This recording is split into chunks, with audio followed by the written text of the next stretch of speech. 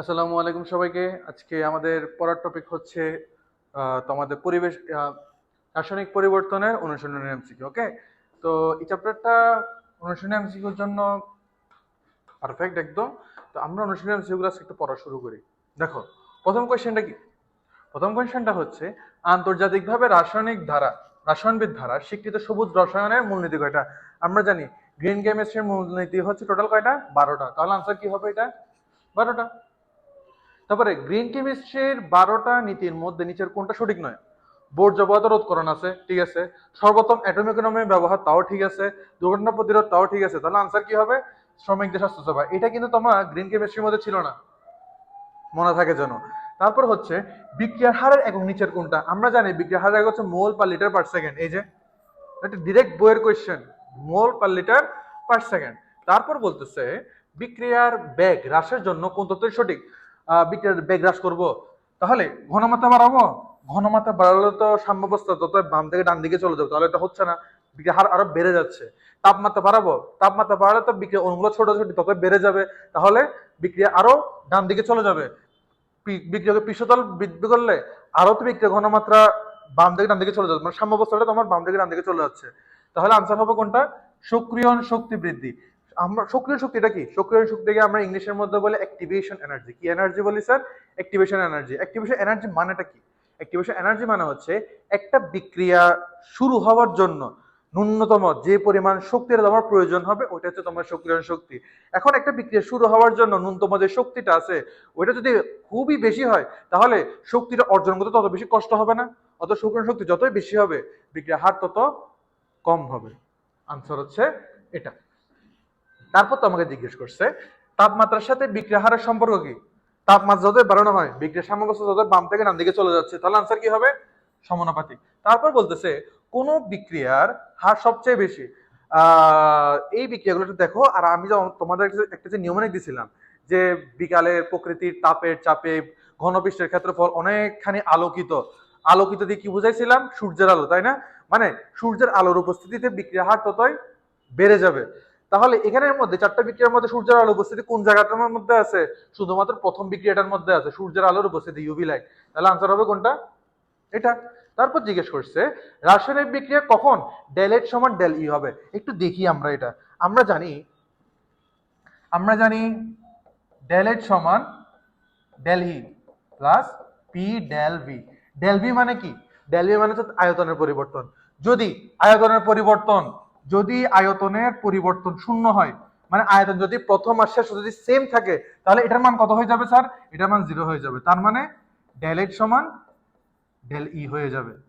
ওকে, মানে আয়তন যদি স্থির থাকে, আয়তন স্থির থাকলে তবে ডেল এর সমান ডেল ই হচ্ছে। তাহলে এখানে আনসার কোনটা হবে স্যার?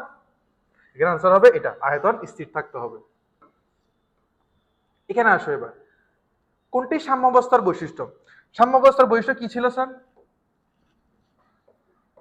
সাম্যাবস্থার বৈশিষ্ট্য চারটা ছিল। একটা ছিল সাম্যের স্থায়িত্ব, সাম্যের স্থায়িত্ব। তারপর ছিল উভয় দিক থেকে সুগম্যতা, উভয় দিক থেকে সুগম্যতা। তারপরে ছিল প্রভাবকের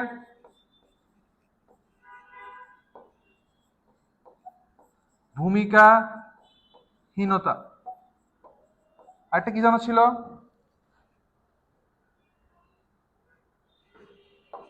বিক্রিয়ার অসম্পূর্ণতা,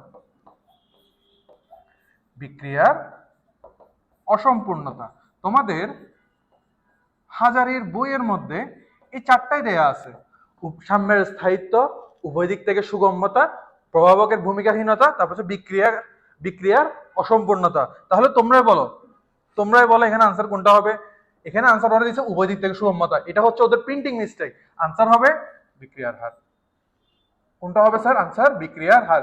কিন্তু বইয়ের মধ্যে আমরা দেখছি উত্তর উভয় দিক থেকে সুগম্যতা দিছে, তো হাজারে এটা ভুল দিছে, ধরে নিলাম। তারপরে কোনটা? তাপহারী বিক্রিয়া। দেখো সবগুলোতে কিন্তু তোমার অক্সিজেনের উপস্থিতিতে বিক্রিয়া হচ্ছে, তাহলে আনসার কোনটা হবে? সেটা হচ্ছে এটা। কারণ কি? কারণ হচ্ছে এই যে দেখো, নাইট্রোজেনের মধ্যে কি বন্ধন আছে স্যার? 3টা বন্ধন আছে, যেটার মোট শক্তি হচ্ছে 945 কিলোজুল পার মোল, মানে অনেক অনেক বেশি পরিমাণে শক্তি। তারপরে আছে অক্সিজেন, যার মধ্যে ডবল বন্ড আছে। তো প্রথমে অক্সিজেন থেকে এই তিনটা ট্রিপল বন্ড ভাঙতে হয়, ট্রিপল বন্ড ভাঙতে ওর অনেক শক্তি প্রয়োজন হচ্ছে, তারপর ওর নিজেরও বন্ধন ভাঙতে হচ্ছে, মানে বিক্রিয়ার প্রয়োজনীয় শক্তি নির্গত শক্তির চেয়ে বেশি হয়ে যাচ্ছে, মানে শক্তি নির্গত কম হয়। তার মানে কি এটা কোন ধরনের বিক্রিয়া হবে? তাপ হারি বিক্রিয়া। ওকে, আচ্ছা এখন আসো পরের কোশ্চেনটার মধ্যে, সেটা হচ্ছে কোনটি ঋণাত্মক প্রভাবক। ঋণাত্মক প্রভাবক মানে কি? আমরা জানি ঋণাত্মক প্রভাবক মানে হচ্ছে যে সকল প্রভাবক বিক্রিয়ার গতি কমাই দেয় সেগুলোকে বলা হবে ঋণাত্মক প্রভাবক। তো ঋণাত্মক প্রভাবক আমরা কি কি পড়ছিলাম? ঋণাত্মক প্রভাবক কি কি আছে? ঋণাত্মক প্রভাবক আছে H2SO4, H3PO4, তারপর ছিল গ্লিসারিন, গ্লিসারিন। এগুলাই ছিল তোমার কি প্রভাবক স্যার? এগুলাই ছিল আমাদের ঋণাত্মক প্রভাবক। এগুলো একটু নোট করে রাখো। ঋণাত্মক প্রভাবক আছে তিনটা, H2SO4, H3PO4, তারপর হচ্ছে গ্লিসারিন। তাহলে এখানে আনসার কোনটা হবে তোমরা বলো? গ্লিসারিন। তারপর হচ্ছে কোনটা প্রভাবক বিষ। এখন এই প্রভাবক বিষ জিনিসটা কি? প্রভাবক বিষ জিনিসটা হচ্ছে যারা প্রভাবকের কাজ করার হার কমাই দিবে। তো প্রভাবক বিষ আর ঋণাত্মক প্রভাবকের মধ্যে ডিফারেন্স দেখছো? ঋণাত্মক প্রভাবক বিক্রিয়া হার কমায়, প্রভাবক বিষ প্রভাবকের কাজ করার হার কমাবে। তাহলে প্রভাবক বিষ কি কি আছে? ধুলাবাড়ি, সালফার গুঁড়া, তারপর আর্সেনিকের অক্সাইড। তাহলে আনসার হবে আর্সেনিকের অক্সাইড। এখন বলতেছে কেডব্লিউ কি? এই যে কেডব্লিউ, ডব্লিউ মানে হচ্ছে ওয়াটার, মানে কি? পানির আয়নিক গুণফল। তারপর হচ্ছে স্পর্শ পদ্ধতিতে H2SO4 উৎপাদনে কি ব্যবহার করা হয়? আমরা জানি স্পর্শ পদ্ধতিতে H2SO4 উৎপাদনের জন্য প্লাটিনাম আর ভ্যানাডিয়াম পেন্টঅক্সাইডের প্রয়োজন হয়। কিসের প্রয়োজন হয় স্যার? প্লাটিনাম আর ভ্যানাডিয়াম পেন্টঅক্সাইডের প্রয়োজন হচ্ছে। তারপর আসো এই নিচের কোশ্চেনটার মধ্যে, এই যে 2Ab2 প্লাস B2 বিক্রিয়া এটা উৎপন্ন হচ্ছে, আর এটা কি বিক্রিয়া স্যার বলতো? পজিটিভ না? তাহলে এটা একটা তাপ হারি বিক্রিয়া। বলতেছে সর্বোচ্চ উৎপাদনের জন্য কিসের প্রয়োজন হয়? আমরা জানি তাপ উৎপাদী বিক্রিয়ায়, তাপ উৎপাদী বিক্রিয়ায় তাপমাত্রা কম, তাপমাত্রা কম আর চাপ বেশি হলে, তাপমাত্রা কম আর চাপ বেশি হলে তোমার বিক্রিয়ার সাম্যাবস্থা ডানে সরে যায়, ডানে সরে যায়, মানে এর উৎপাদনটা বেড়ে যাবে।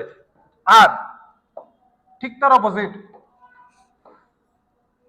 ঠিক তারই অপোজিট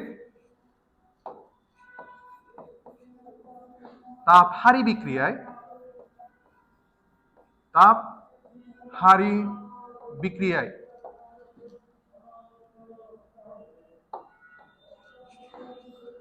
তাপহারি বিক্রিয়ায় তাপমাত্রা আমরা যতই বাড়াই আর চাপ যতই কমাই,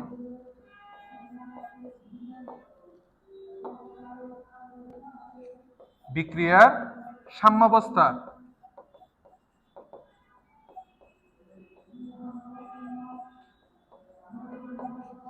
ডানে সরে যাবে। ডানে সরে যাওয়া মানে কি? ডানে সরে যাওয়া মানে হচ্ছে উৎপাদ বেড়ে যাচ্ছে। এখন আমাকে এখানে কি বলছে? আমাকে এখানে দেয়া হয়েছে একটা তাপহারি বিক্রিয়া, তাপহারি বিক্রিয়া। আর এখানে আমরা তাহলে শর্তটা কি হবে? তাপহারি বিক্রিয়ার ক্ষেত্রে তাপহারি বিক্রিয়া তাপমাত্রা আমরা যতই বাড়াবো আর চাপ যতই কমাবো বিক্রিয়া সাম্যাবস্থা ততই ডানে সরে যাবে। একটু খুঁজে দেখি, তাপমাত্রা বাড়াবো চাপ কমাবো, এখানে অ্যাকচুয়াল আনসার হওয়ার কথা হচ্ছে এটা, বাট তোমাদের বইয়ে দেওয়া আছে এটা তাপ উৎপাদী বিক্রিয়াটা দেওয়া আছে, এটা একটু ভুল। আচ্ছা এখন দেখো এটা এই বিক্রিয়ার ক্ষেত্রে কেপি আর কেসির মান নির্ণয় করতে বলছে। আমরা জানি কেপি আর কেসি মানে কি? আমরা জানি KP equals to KC into RT del N, যেখানে যেখানে এন মানে হচ্ছে উৎপাদন মোল সংখ্যা বিয়োগ বিক্রিয়কের মোল সংখ্যা। এখন তোমরা এই রিঅ্যাকশনটা দেখো, এই রিঅ্যাকশনের বিক্রিয়কের মোল সংখ্যা কত? 2। 2 আর উৎপাদন মোল সংখ্যা কত, সরি উৎপাদন মোল সংখ্যা হচ্ছে এখানে কত 2 আর বিক্রিয়কের মোল সংখ্যা কত 4, তাহলে आंसर কি হবে -2 কত -2, তাহলে n এর মান হবে এখানে -2, তাহলে आंसर কি হবে এটা। এখন হচ্ছে a + b সমান এটা, এখানে kpkc সম্পর্ক কি হবে তাহলে বের করো, এখানে মোল সংখ্যা কত 3 আর এখানে কত 2, 3 - 2 = 1, आंसर হবে এটা যেখানে 1 আর কি। তারপর এখানে আসো N2 + 3H2 সমান অ্যামোনিয়া, এখানে kpkc এর মান কত, এখানে উৎপাদনের মধ্যে হচ্ছে 2, বিক্রিয়কে কত 4, তাহলে 2 - 4 সমান কত -2, -2 आंसर। আচ্ছা এখন তোমাকে জিজ্ঞেস করতেছে ক্যালসিয়াম কার্বনেটের তাপীয় বিয়োজনে CaO আর CO2 উৎপন্ন হচ্ছে, এই বিক্রিয়ায় Kc এর রাশিমালা কোনটি। আমরা জানি kpkc রাশিমালাগুলো হচ্ছে শুধুমাত্র তরল আর গ্যাসের জন্য, কঠিনের জন্য না, তাহলে তোমরাই বলো आंसर কি হবে, এটাও সলিড এটাও সলিড, आंसर হবে শুধুমাত্র এটা, কারণ এই একমাত্র এখানে গ্যাসীয়। আর এই বিক্রিয়ায় কি জিজ্ঞেস করছে কেপি এর একক কি, আমরা এক কথাই জানি কেপি কেসির কোনো একক নাই, তাহলে आंसर কি হবে এককবিহীন। তারপরে জিজ্ঞেস করছে এই বিক্রিয়ার ক্ষেত্রে K1 আর K2 সম্পর্ক কি হবে, ডিরেক্ট মুখস্থ রাখবে স্যার, K2 = √K1 হবে।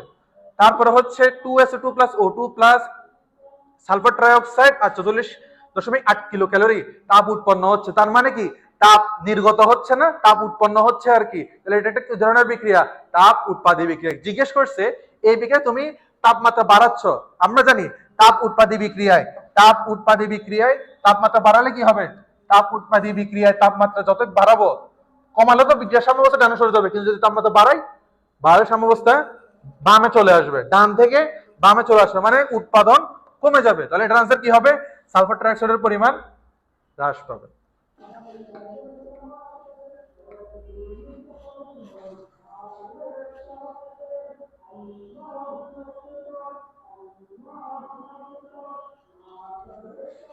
আচ্ছা এখন দেখো এটা, এগুলা এইসব ম্যাথ পরীক্ষার জন্য ইম্পর্টেন্ট না, তোমাদের জন্য লাগবে যে এখান থেকে আবারও যে সব ম্যাথ ক্যালকুলেটর ছাড়া আমরা করতে পারবো না, ওইসব ম্যাথ করাই লাগবে না, ওগুলো আসে না পরীক্ষার মধ্যে।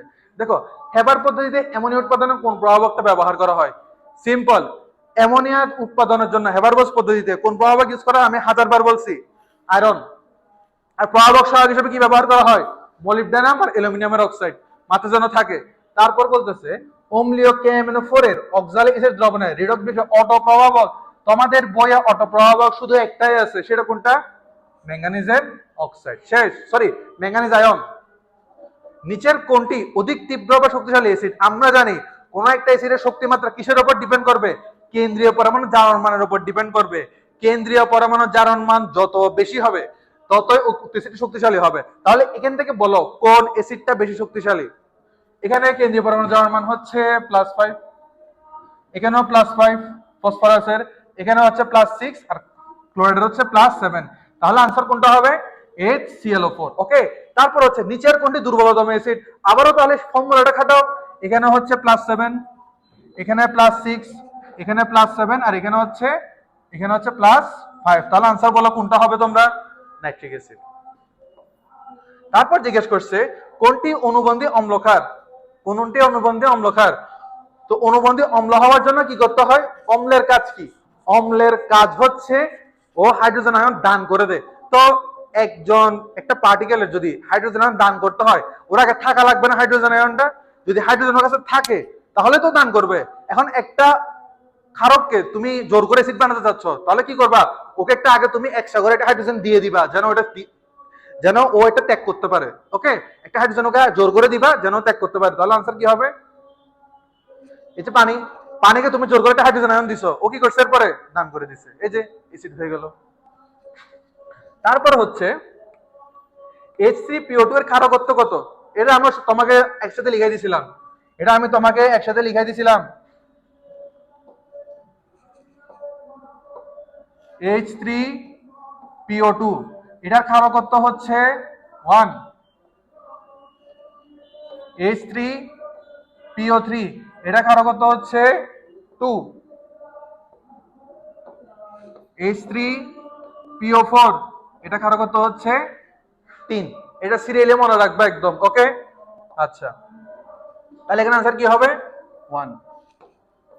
এবার এই কোশ্চেনটা দেখো, এগুলো একদম সিরিয়াসলি মেডিকেলে আসে এগুলা। Al2O3 এর অম্লত্ব নিচের কোনটা?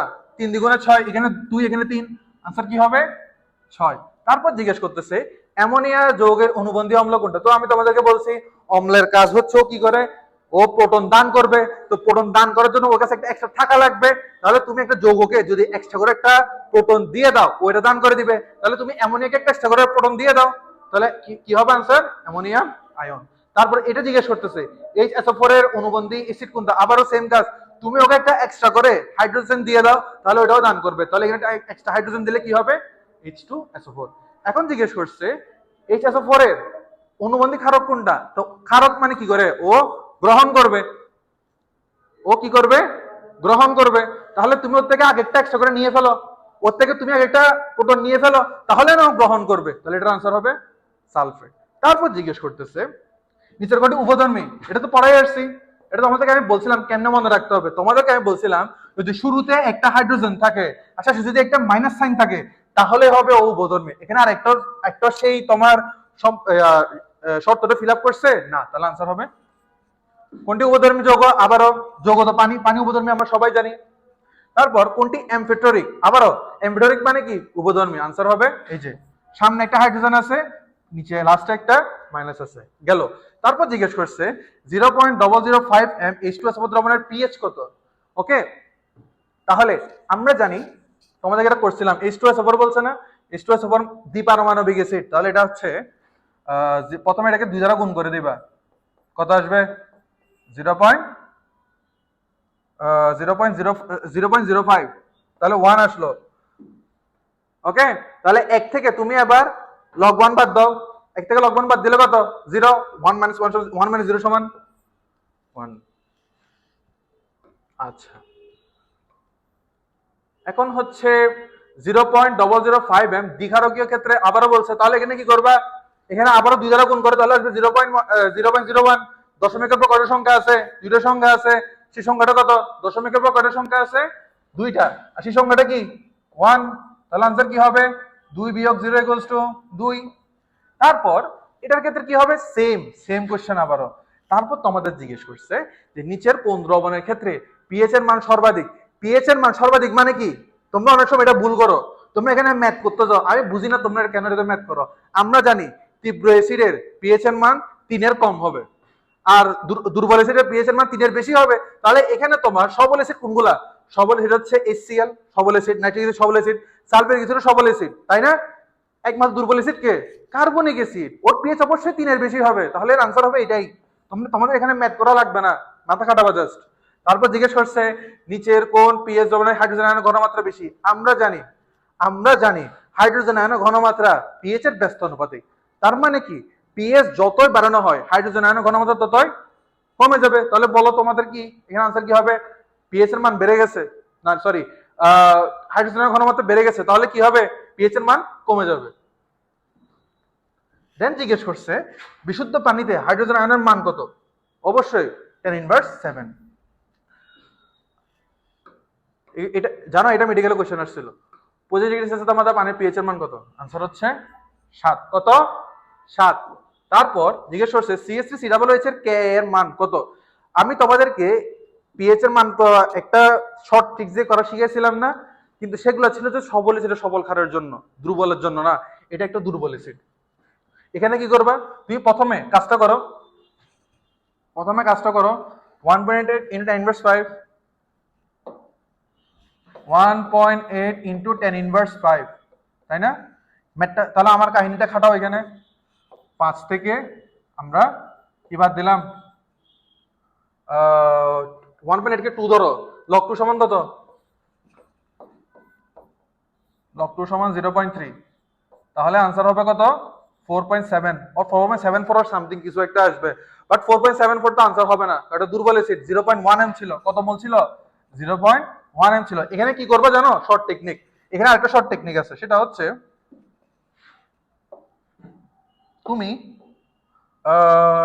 4.74 মান আসছে না, 4.74 থেকে লগ এই মানটা বাদ দিয়ে দিবা, যত মোল দেয়া থাকবে ওই নাম্বারটা বাদ দিয়ে দিবা।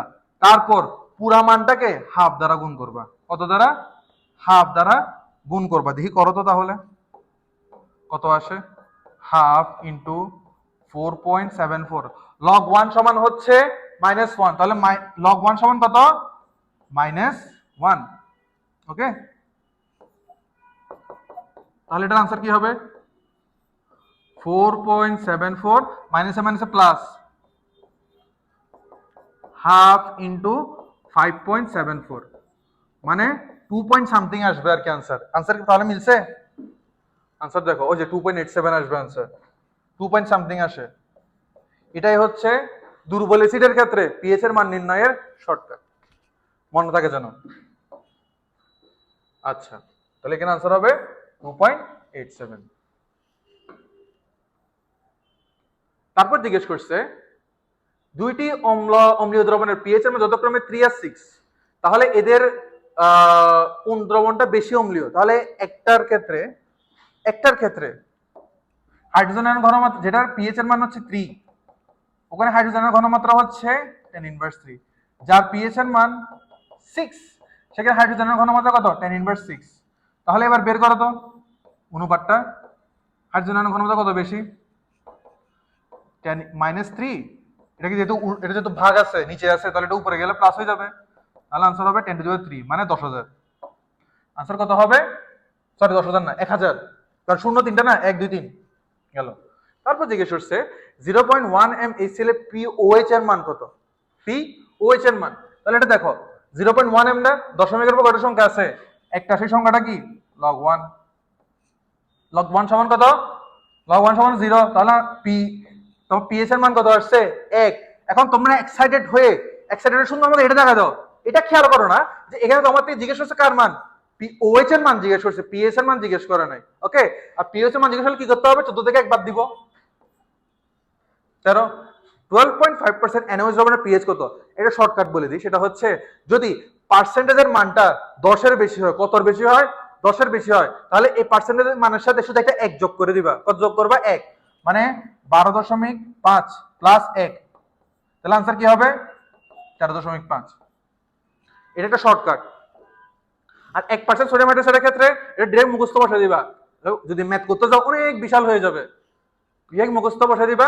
এটা হচ্ছে 13.4। তবে সেমিমোলার NaOH দ্রবণের পিওএইচ এর মান কত?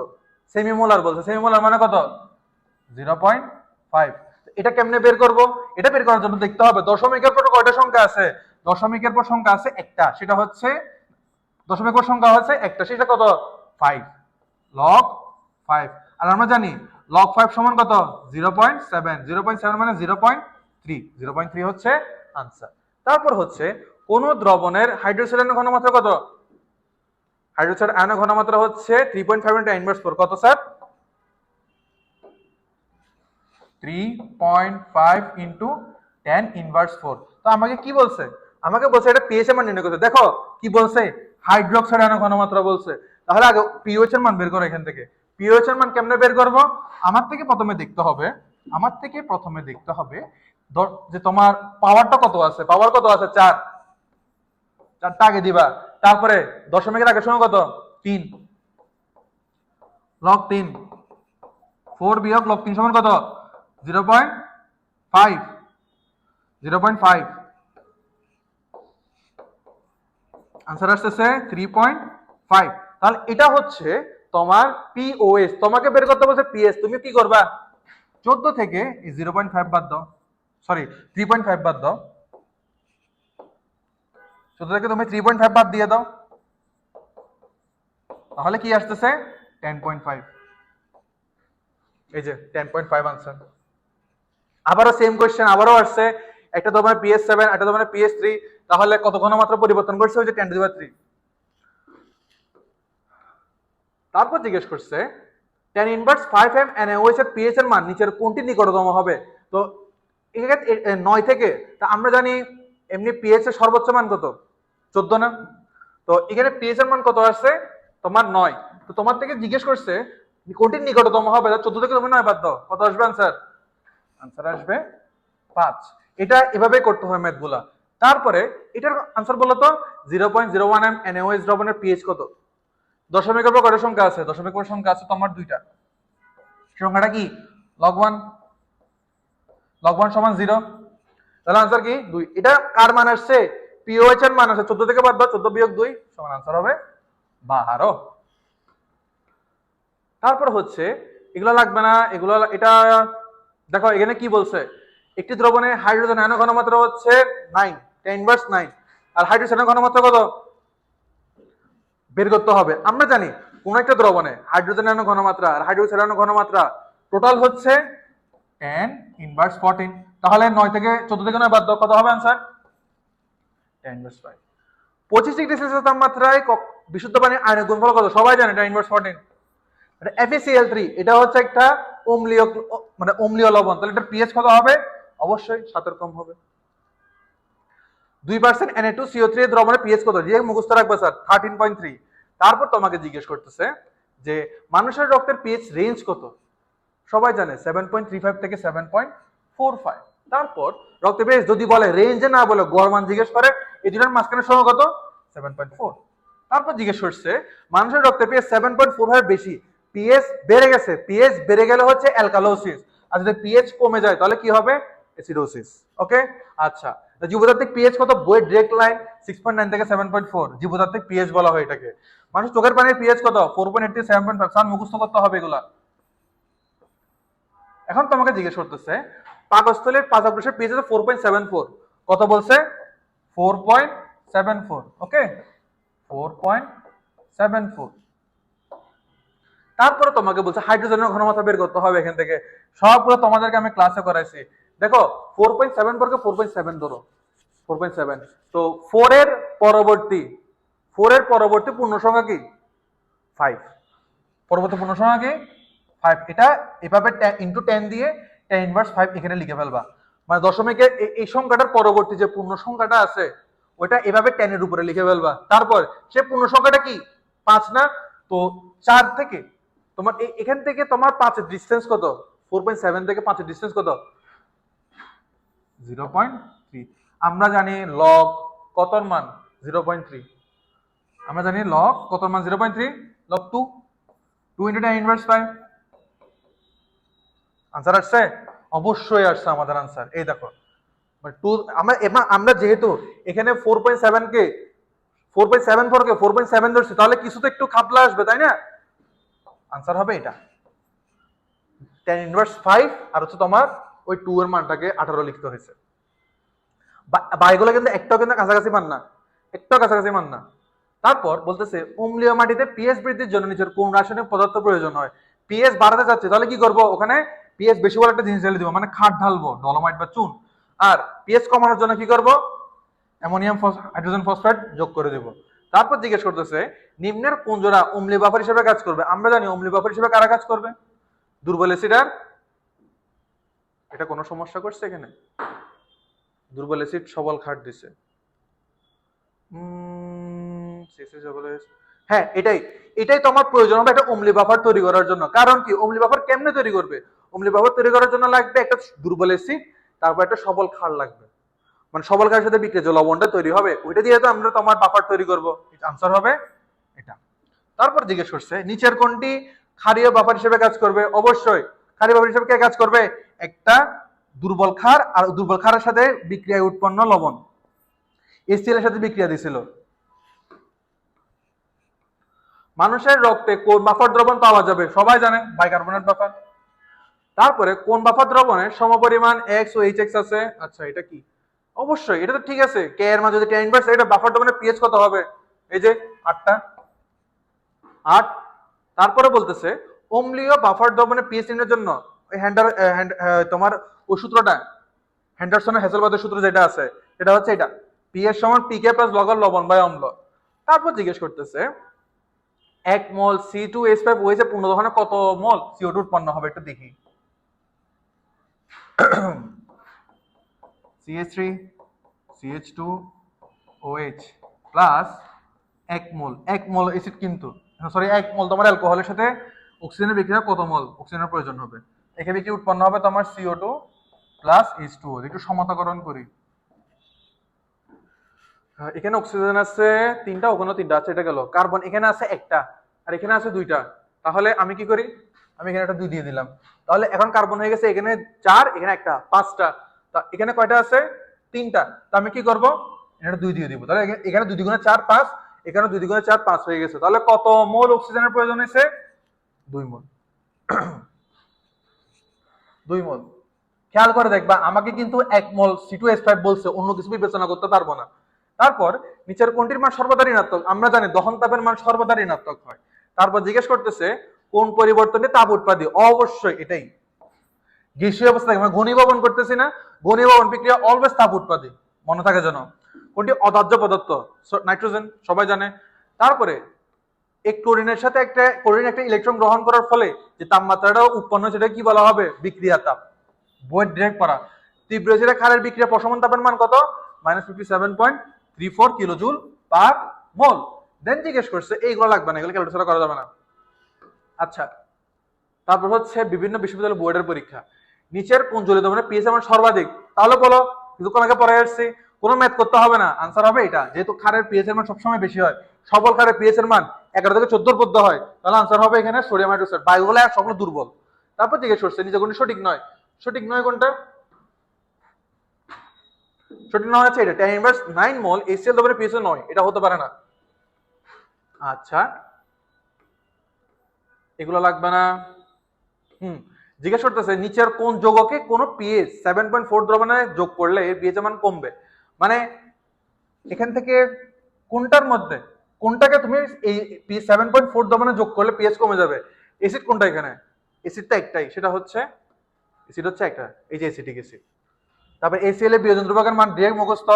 তারপরে কোন নিয়ামক দ্বারা বিক্রিয়ার সাম্য ধ্রুবক ও বিক্রিয়ার হার ধ্রুবক দুটোই প্রভাবিত হবে? সবাই জানে, এটার আনসার হচ্ছে তাপমাত্রা। ওকে, তারপরে এটা লাগবে না, এটা তো সবাই জানি, আমরা সবাই জানি বাইকার্বনেট তোমার বাইকার্বনেট বাফার দ্রবণের ক্ষেত্রে বাইকার্বনেট কার্বনিক অ্যাসিডের অনুপাত কত? 20:1, বই ডিরেক্ট দেওয়া আছে। তারপরে হচ্ছে মানব দেহের রক্তে কোন বাফারটা পিএইচ নিয়ন্ত্রণ করবে না? আমি আগে পড়ে আসছিলাম মানুষের দেহে 3 ধরনের বাফার আছে, কে বলে ফসফেট, বাইকার্বনেট, প্রোটিন বাফার। তাহলে আনসার হবে এটা। কোন দ্রবণের পিএইচ হচ্ছে 8.5, এখানে হাইড্রোজেনের ঘনমাত্রা কত? 8.5 বলছে। ওকে, দেখতেছি আমরা 8.5। পরবর্তী পূর্ণসংখ্যা কি? পরবর্তী পূর্ণসংখ্যা হচ্ছে tan ইনভার্স 9, মানে পরবর্তী সংখ্যা হচ্ছে তোমার 9, এটাকে আমি ইনভার্স 9 করে দিলাম। তাহলে দেখো আমার কিন্তু আনসার অলরেডি চলে আসছে, আর একটা তো কিন্তু tan ইনভার্স 9 নাই, অলরেডি চলে আসছে। তাও একটু দেখি 8.5 থেকে 9 এর ডিসটেন্স কত? 0.5। 0.5 সমান কার লগ এর মান হচ্ছে 0.53। এটা কাছাকাছি যে কোনো মান আনসার হবে, এই যে 3 tan ইনভার্স 9। কোন জলীয় দ্রবণে হাইড্রোনিয়ামের ঘনমাত্রা সর্বাধিক? আমরা জানি হাইড্রোনিয়াম আয়নের ঘনমাত্রা যতই বাড়বে পিএইচ এর মান ততই কমবে। তাহলে এখানে পিএইচ কম কার? 0.1। বাইরে দেখো 1.541, আনসার হবে না, আনসার হবে এটা। 1% HCl দ্রবণের পিএইচ কত? শুধু 1%, তাহলে এটা পিএইচ এর মান সবচেয়ে কম হবে যেহেতু ঘনমাত্রা খুবই কম, আনসার হবে 0.56। তারপর জিজ্ঞেস করছে NaOH এর সাথে নিচের কোন অ্যাসিডটির প্রশমন তাপ সর্বাধিক? এটা আমরা পড়েই আসছি। NaOH এর সাথে হাইড্রোফ্লোরিক অ্যাসিডের পিএইচ এর মানে প্রশমন তাপ খুবই বেশি, সেটা 68.6 সামথিং, মনে থাকে জানো, ওটা ওই ছকের মধ্যে ছিল। অ্যাটমিক ইকোনমিক ম্যাথ পরীক্ষার মধ্যে আসে না। তাও এটা কেমনে করতে হয় আমি তোমাদের ক্লাসের মধ্যে বলে দিয়েছিলাম, বিক্রিয় মানে কাঙ্ক্ষিত উৎপাদন মোট ভর ইনটু 100 ডিভাইডেড বাই বিক্রিয়কের টোটাল ভর, ওটা দিয়ে বের করতে হয়। দেন নিচের কোনটির প্রশমন তাপের মান কত? এই বিক্রিয়ার প্রশমন তাপের মান কত? বইয়ে ডিরেক্ট দেয়া আছে 50.4, আনসার 50.4 হচ্ছে আনসার। তারপর নিচের কোনটিতে অক্সিজেনের জারণ মান -1/2? আমরা জানি সুপার অক্সাইডের ক্ষেত্রে অক্সিজেনের জারণ মান অলওয়েজ -1/2 হবে, এখানে একমাত্র সুপার অক্সাইড হচ্ছে KO2। পরে কোশ্চেনে আসো, সবচেয়ে দুর্বল অ্যাসিড কোনটা? জারণ মান বের করো, যে জারণ মান সবচেয়ে কম আসবে সেই হবে। এখানে বোরনের জারণ মান +3, তাহলে এখানে আনসার কি হবে? আনসার কি হবে? জারণ মান বের করে এখানে, আচ্ছা দেখি বের করে দিই। +3 এর হচ্ছে কত? -6 + x = 0, তাহলে এখানে আসবে -3, -3 যদি এদিকে চলে যায় কত হয়ে যাবে? +3 হয়ে যাবে। এর +5, এর +5, এর +6 অথবা 7 যে কোনো কিছু একটা হবে, সব লোস্ট মান হচ্ছে। সালফার ডাইঅক্সাইড ক্ষারকত্ব কত? সালফার ডাইঅক্সাইড ক্ষারকত্ব হচ্ছে 2। বাফার দ্রবণ কোনটা? অবশ্যই আমাদের রক্ত। আর কোনটা বিক্রিয়া তাপ অধিক, এই যে কিছুক্ষণ আগে পরে আসলাম অসামরিক তাপ সবচেয়ে কম কোনটার, এই যে কিছুক্ষণ আগে আবার দেখছিলাম ওই যে তোমার 4টা থেকে আসবে কিন্তু। ওকে, তারপর কোন প্রক্রিয়াটি তাপ উৎপাদী, ঘনীভবন কিছুক্ষণ আগে বলছিলাম, ওই যে H2O কে গ্যাস থেকে লিকুইড করতেছিল, তাপ উৎপাদী ঘনীভবন। আচ্ছা, এই চ্যাপ্টারটা শেষ। এখান থেকে এগুলাই পড়বা, যেগুলো আমি একটু জোর দিয়ে পড়াইছি ওগুলাই পড়বা, আর যেগুলো দেখবে আমি এড়িয়ে চলে গেছি ওগুলো না পড়লেও চলবে, কারণ ওসব কমপ্লিকেটেড জিনিস মেডিকেলে আসবে না। আচ্ছা, এই চ্যাপ্টার তাহলে এখানেই শেষ।